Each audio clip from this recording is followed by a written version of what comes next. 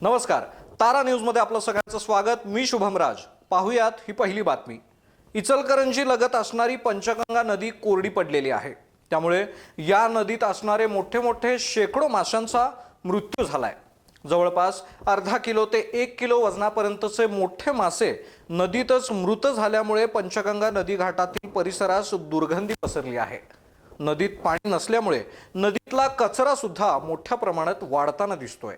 इचलकरंजीत पंचगंगा नदी शहरास दररोज 9 MLD पाणी पुरवठा करते, परंतु पाणी उपसा करण्यासाठी वर्षभर अनेक विघ्न येतात। वारंवार येणाऱ्या अडचणींमुळे शहरास नियमित पाणी पुरवठा होतच नाही।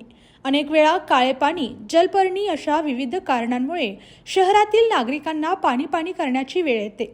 सध्याची परिस्थिती पाहिली तर नदीत अनेक मृत माशांचा खच, जलपर्णी आणि काळेकुट्ट पाणी पाहावयास मिळते।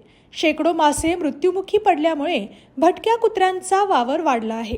मृत झालेल्या माशांना खाण्यासाठी अनेक भटकी कुत्री पंचगंगा नदी घाट परिसरात जमत आहेत। दिवसभर या भटक्या कुत्र्यांचा वावर आहे। अनेकांनी मृत झालेले मासे घाटावर काढून ठेवले आहेत।